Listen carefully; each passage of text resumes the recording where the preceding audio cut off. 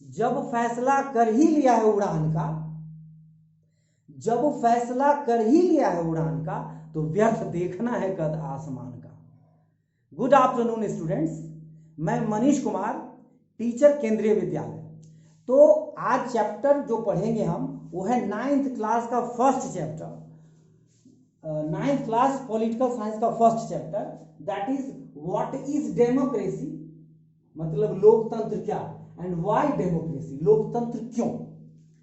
लोकतंत्र एक अरसे के बाद पूरे विश्व में बहुत प्रचलित शासन व्यवस्था बनी और लगभग कुछ देशों को छोड़ दिया जाए तो पूरी दुनिया में डेमोक्रेसी फॉर्म ऑफ जो गवर्नमेंट है सभी देशों में लागू है लगभग, मतलब कुछ देशों का उदाहरण छोड़ दिया जाए तो। ये क्यों प्रचलित हुआ, ये क्यों इतना पॉपुलर हुआ, क्यों लोगों ने इसको पसंद करना शुरू किया, ये सब बातें हैं इस चैप्टर में। लेकिन आप एग्जामिनेशन पॉइंट ऑफ व्यू भी है हमारा, वैसे तो शिक्षा का उद्देश्य होना चाहिए ज्ञान अर्जन करना, लेकिन चूंकि आप स्टूडेंट्स हैं तो वो ध्येय रखें, साथ के साथ इस चैप्टर को कंप्लीट करना विद इन टाइम, मतलब कम समय में बेहतर तैयारी करना, ये स्मार्ट स्टूडेंट्स के लिए बहुत ही शानदार ट्रिक होता है।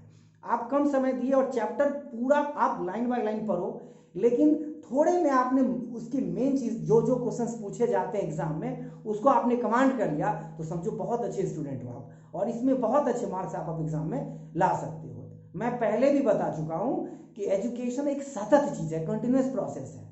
इस लॉकडाउन के बाद जब स्कूल खुलेगा तो अचानक से कोई चैप्टर आप नहीं कंप्लीट कर सकते हो। तो आइए लाइन बाय लाइन मैं 2-3 बातें स्पष्ट करूंगा इस चैप्टर की। बहुत शानदार चैप्टर है, एनसीईआरटी को पढ़ोगे तो बहुत सारी बातें स्पष्ट होंगी, बहुत सारी बातें आपको समझ नहीं आएंगी, लेकिन मैं आपको पढ़ा रहा हूं 80 to 90% बात क्लियर हो जाएगी। इस 9th क्लास के डेमोक्रेटिक पहले वाले चैप्टर में 3 बातें हैं, देयर आर 3 थिंग्स ओनली।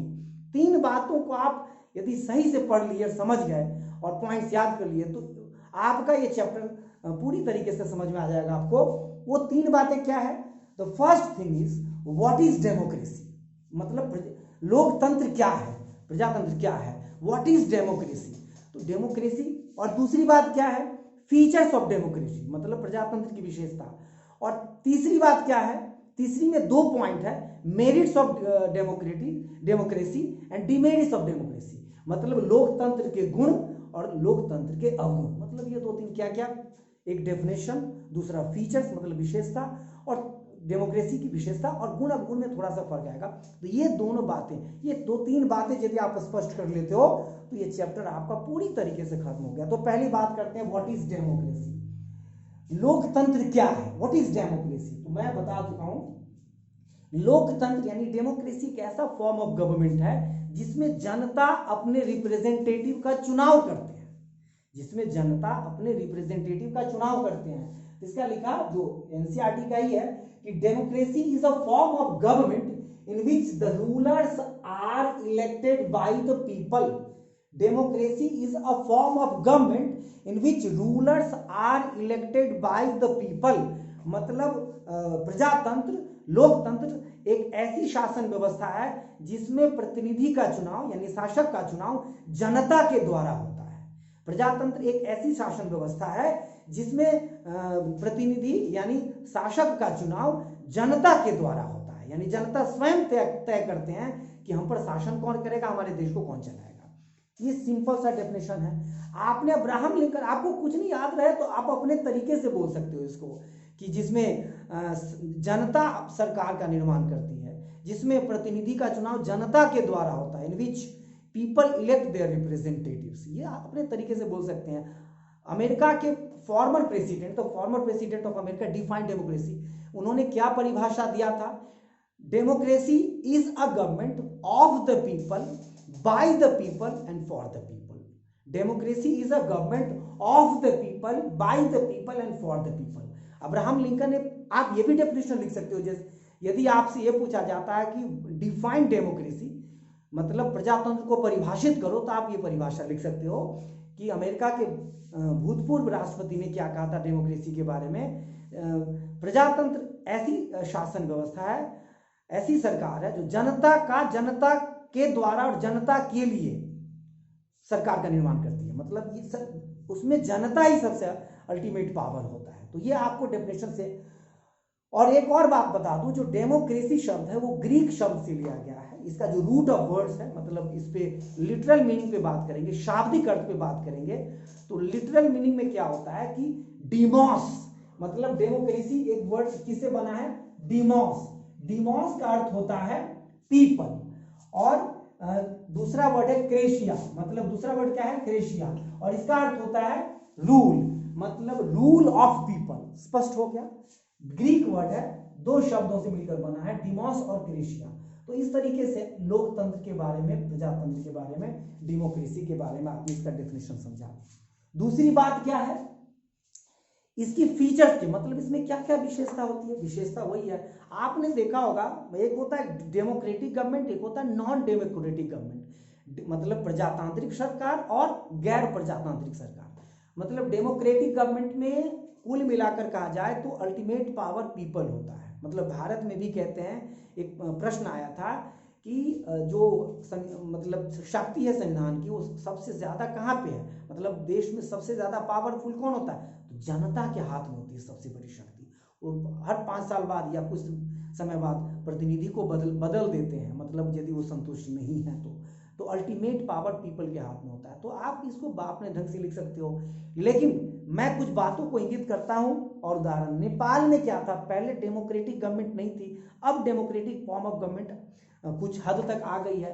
कई ऐसे देश हैं दुनिया के जहां पे डेमोक्रेटिक फॉर्म ऑफ गवर्नमेंट दिखते हैं लेकिन है नहीं, मतलब पूरी तरीके से डेमोक्रेसी के सिद्धांत को, प्रिंसिपल को लागू नहीं कर सका। पाकिस्तान का भी उदाहरण कुछ हद तक लिया जा सकता है। तो मैं बात करता हूं फीचर्स ऑफ डेमोक्रेसी, प्रजातंत्र यानी लोकतंत्र की विशेषता, फीचर्स ऑफ डेमोक्रेसी। आपसे इस चैप्टर में 3 ही प्रश्न पूछेगा और अब तक का रिकॉर्ड है 99% प्रश्न यही पूछता है कि प्रजातंत्र क्या है, व्हाट इज डेमोक्रेसी। दूसरा पूछता है प्रजातंत्र की विशेषता बताओ, write the features of the democracy. और तीसरी पूछता है कि what are the merits of the democracy and what are the demerits of the, ये दोनों में डिफरेंशिएट करना। प्रजातंत्र के गुण लिखो और प्रजातंत्र के अगुण लिखो, ये 4 बातें जानना है। तो अब बात करते हैं फीचर्स ऑफ द डेमोक्रेसी, मतलब प्रजातंत्र के गुण क्या होते हैं। पूरी दुनिया में जहां भी डेमोक्रेसी फॉर्म ऑफ गवर्नमेंट होगा वहां, तो first, rulers are elected by the people, मतलब रूलर्स, शासकों का चुनाव जनता के द्वारा होता है। Rulers are elected by the people. Government work under the constitution, मतलब क्या होता है, एनार्की फॉर्म ऑफ गवर्नमेंट में या non democratic form of government में एक भी गलती आपने की तो सीधा लटका इसको।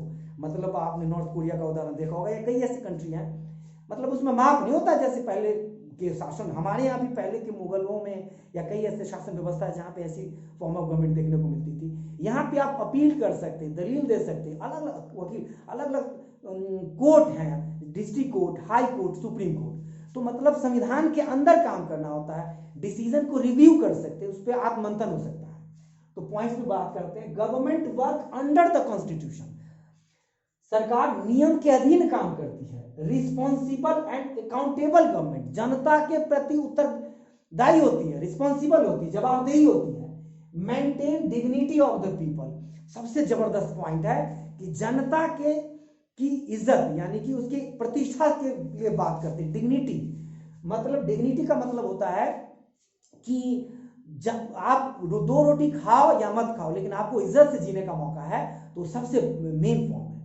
समृद्ध हो या नहीं हो, एनसीईआरटी का एक क्वेश्चन है, उसमें क्या है, एक उदाहरण दिया गया है कि डेमोक्रेसी का निम्नलिखित में से कौन सी विशेषता नहीं आप पढ़ोगे, which is not the feature of the democracy form of government. उसमें एक बात कही कि डेमोक्रेटिक कंट्री धनी होता है, तो धनी हो या नहीं हो ऐसी भी कोई बात नहीं है, नहीं हो ऐसी कोई बात नहीं, लेकिन dignity of the people maintain करेगा, मतलब जनता की इज्जत, ख्याल, उसकी प्रतिष्ठा, मान मर्यादा का ख्याल रखेगा। तो maintain the dignity of the people. It allows us to correct its own mistakes, अपनी गलतियों को सुधारने का मौका भी देता है, एकदम से लटकाने का मौका नहीं कि लटका दो। तो these are 5 points you can say when you are asked about the features of the democracy, मतलब प्रजातंत्र की विशेषता के बारे में आपसे पूछे तो आप ये बातें कह सकते हो। हिंदी में भी मैंने बात कह दिया, rulers are elected by the people, ये सारी बातें स्पष्ट हो चुकी है। अब क्या है, दूसरी बात आपसे पूछेगा जो सबसे ज्यादा पूछा जाता है कि लोकतंत्र की मतलब what are the merits of the democracy and what are the demerits of the democracy, मतलब प्रजातंत्र की क्या विशेषता है, मतलब सॉरी गुण है, और क्या अवगुण है। मतलब हर चीज के गुण और अवगुण होते हैं। आपने कई बार महसूस किया होगा कि कई बार इतना डिले हो जाता डिसीजन लेने में कि लोग फिर ऊब जाते हैं। तो ये सारी बातें हैं। तो जब आपसे पूछेगा what are the merits of the democracy, तो आप इसके फीचर्स को लिख सकते हो। स्लाइटली डिफरेंस होता है थोड़ा सा, लेकिन इसके फीचर्स को, मतलब इसमें क्या क्या बातें हैं, वही कि भाई पीपल के द्वारा इसके रिप्रेजेंटेटिव का इलेक्शन होता है, इलेक्टेड किए जाते हैं। इसमें जनता के हित का ख्याल रखा जाता है, maintain the dignity of the people, accountable होता है, रिस्पॉन्सिबल होता है। इसके बाद इसके गलतियों को सुधारने का मौका मिलता है। तो आप एनसीईआरटी में पढ़ोगे तो पॉइंट वाइज इसमें हाईलाइट किया है इसके डेफिनेशन को, इसके मेरिट्स को और डिमेरिट्स को। तो ये सारी बातें आप लिख सकते हो। थोड़ा सा स्लाइटली डिफरेंस होगा, वो आप पढ़ना देखना, लेकिन आप चाहो तो ये दोनों से काम चल जाएगा। अब आप इसके डिमेरिट्स की बात करते हैं। डिमेरिट्स मतलब अवगुण, what are the demerits of the democracy. Demerits जाहिर सी बात है, ये क्या होता है, बात करते हैं इंस्टेबिलिटी, मतलब सरकार परमानेंट नहीं होता है कि हर 2 साल बाद 5 साल बाद जैसे कोई बात होती है, जैसे अभी महाराष्ट्र में या मध्य प्रदेश की बात लो, अभी ये प्रॉब्लम है कोरोना का, लेकिन वहां पे क्या हुआ कि अविश्वास आ गया, मतलब जो पहले की सरकार थी उसको कमलनाथ जी मुख्यमंत्री थे, उनका बहुमत साबित नहीं कर सके, तो अब शिवराज सिंह वहां के चीफ मिनिस्टर बने हैं।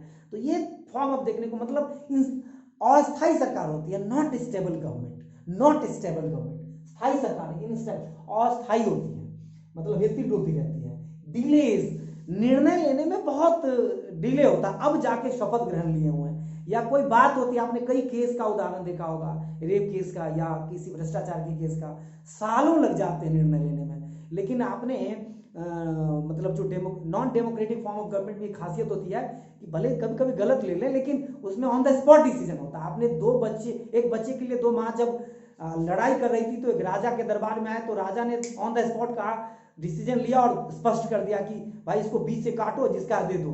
एक माँ ने चिल्लाना शुरू कर दिया कि नहीं इसको दे दो, स्पष्ट हो गया कि ये इसकी असली माँ है। सुना होगा, मैं इसको डिटेल्स में नहीं बताऊंगा, मैंने एक उदाहरण दिया कि ऑन द स्पॉट डिसीजन हो जाता है। तो ये है इंस्टेबिलिटी, मतलब सरकार स्थायी नहीं होती है।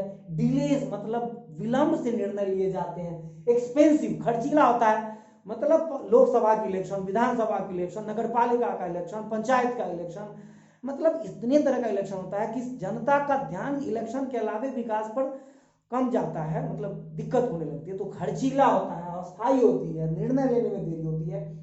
Democracy leads to corruption. अब क्या होता है कि एक व्यक्ति, एक राजा है, तो उसका तो खुलेआम अपना शाही दरबार लगता है, उसका अपना सब कुछ होता है, तो उसमें भी होता है, मतलब करप्शन का वो फॉर्म ही नहीं होता, बल्कि वो तो अपना आनंद से जीता है। लेकिन इसमें कहने को तो जनता का सारा मतलब पैसा होता, रिसोर्स होता, लेकिन अधिक लोगों के कारण वो ज्यादा खर्चीला हो जाता है। कई एम्प्लॉइज को सैलरी देनी पड़ती है, अलग अलग तरह के एक ही निर्णय के लिए अलग अलग लेयर बने होते हैं, तो एक्सपेंसिव होता है, और करप्शन को बढ़ावा देता है, मतलब भ्रष्टाचार को बढ़ावा देता है। तो आपने ये चैप्टर में 3 से 4 बातें पढ़ी। व्हाट इज डेमोक्रेसी, आपको मैंने अब्राहम लिंकन का उदाहरण दिया, मतलब उसका डेफिनेशन दिया। इसके बाद मैंने रूट ऑफ वर्ड्स बताया कि इसका क्या लिटरली मीनिंग क्या होता है। दूसरा मैंने बताया फीचर्स ऑफ डेमोक्रेसी, और तीसरी बात what are the merits of the democracy and what are the demerits of the democracy. Merits में आप इसके फीचर्स को लिख सकते हो। फीचर्स में हालांकि डेमोक्रेसी के फीचर्स में डिमेरिट्स वाला भी आ सकता है, क्योंकि विशेषता ये भी है ना, ये भी है, मतलब ये दोनों मिला, मतलब मेरिट्स और डिमेरिट्स दोनों मिला के तो फीचर्स है, लेकिन फीचर्स में ज्यादा हमें मेरिट्स पे ही ध्यान जाता है। तो आप इस तरीके से, in this way this chapter has been completed. और आप यदि एनसीईआरटी के बुक को लाइन बाय लाइन पढ़ोगे, एक्स्ट्रा क्वेश्चंस करोगे, और सब बातें, जैसे आपके पास जो भी मटेरियल है उसका फायदा उठाओगे, फिर मैं आपको एक्स्ट्रा मटेरियल आपको सेंड करूंगा। तो इस तरह से इस चैप्टर का कोई भी प्रश्न पेपर में आपसे नहीं छूटेगा। धन्यवाद।